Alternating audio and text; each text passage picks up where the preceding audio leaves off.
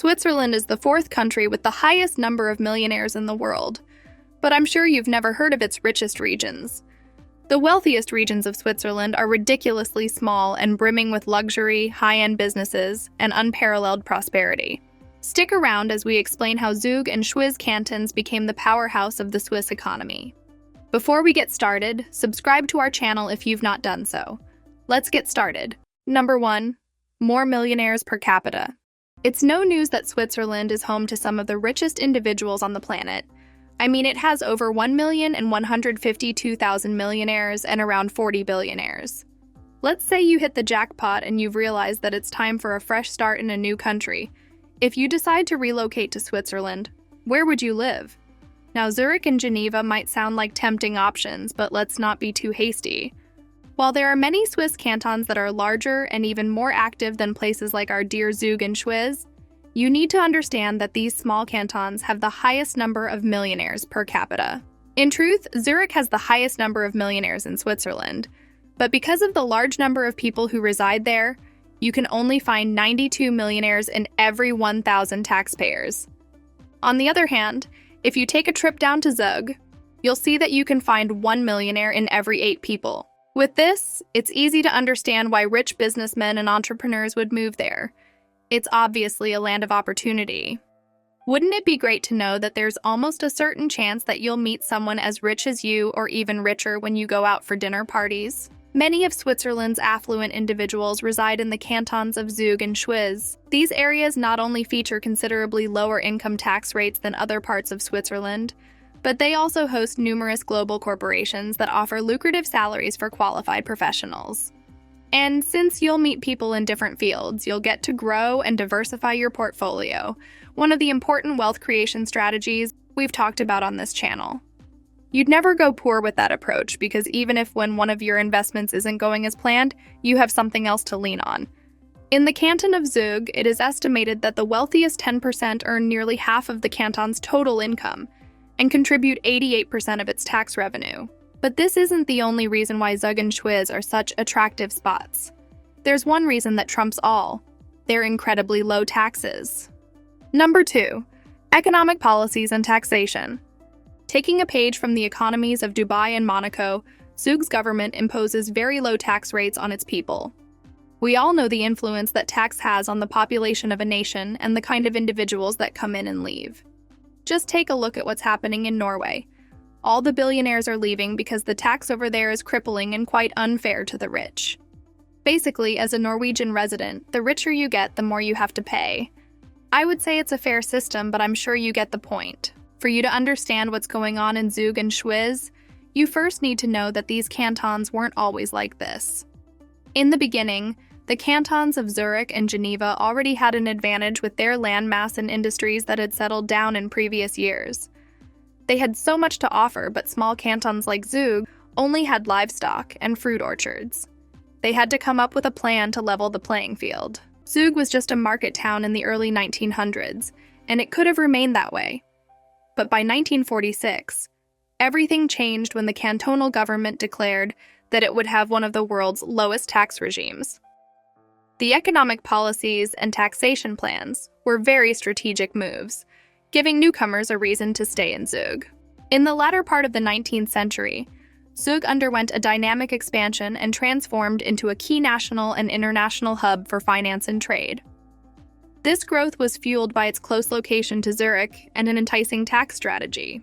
Concurrently, substantial industrial and commercial zones developed, employment surged, the population saw a sharp increase, and there was a significant boom in construction. As a result, the canton of Zug positioned itself among the financially robust cantons.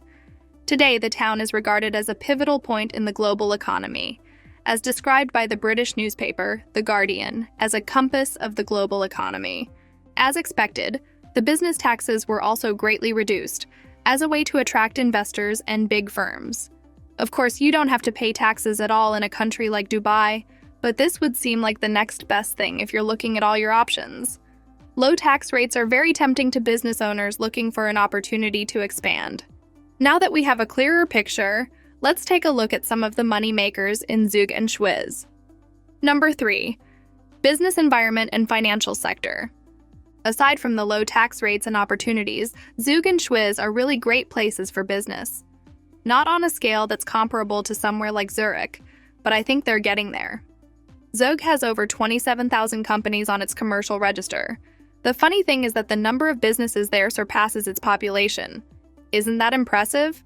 So yes, Zug is a commercial hub, and it is home to many important companies, including one that is constructing a key gas pipeline linking Europe with Russia, and another that owns luxury brands like Cartier and Piaget. So if you think that there isn't much action going on down there, then you're very mistaken. I'm sure you know how lucrative the oil industry is. Guess what? Around 3% of the world's petrol, both crude and refined, is traded in Zug and the neighboring town of Bar. And that's not all. Zug is also crucial for trading metals essential for making cars, clocks, and computers. Despite its wealth, Zug is surprisingly low-key. It's not flashy at all. There are no casinos, stretch limos, or exclusive nightclubs. As a billionaire, it's the perfect place for you, if you want to live a quiet life while making a buckload of money. Schwyz, on the other hand, is known for its diverse business landscape. It has many businesses that offer financial services, healthcare, transportation, and even tourism. It even hosts Victorinox, the maker of the famous Swiss Army knives. Schwyz is also home to Schindler Group, a leading global provider of elevators and escalators. Mitten Center Schwyz, a large shopping mall, serves as a regional retail hub. Additionally, the canton boasts several traditional Swiss companies, such as dairy producers and woodworking businesses, which contribute to its economy. Number 4. Infrastructure and connectivity. Switzerland might be a beautiful country, but some places there are more picturesque than others, two of which are Zug and Schwyz. If you're a picture person, you'll easily fall in love with these places. It's a great hub for big-time social media influencers. Mountains and vistas are everywhere. So when you wake up in the mornings and look out your window, your day will be off to a great start. These cities have also been built with unparalleled modern infrastructure. The transportation networks are also remarkable, and there are high-quality public services. Even though Zug might be a bit small compared to many other cantons, it has a strategic location with very close proximity to major Swiss cities like Bar and international borders. Alongside the attractive low tax rates, all these things contribute to the growing GDP in Zug and Schwyz, and help them compete with well-known places like Geneva. During an interview, Professor Christoph Schaltegger said that it was for the best. If not, every foreigner would want to settle down in huge financial jobs like Zurich and Basel. You have to look at the danger of overpopulation. Christopher said, "It gives remote and structurally weak regions the opportunity to compete against attractive metropolitan areas." In the Swiss story, they sound like the underdogs, and it's just nice to know that great things can also come from small places. What next should we expect from Zug and Schwyz in the coming years? Thanks for watching.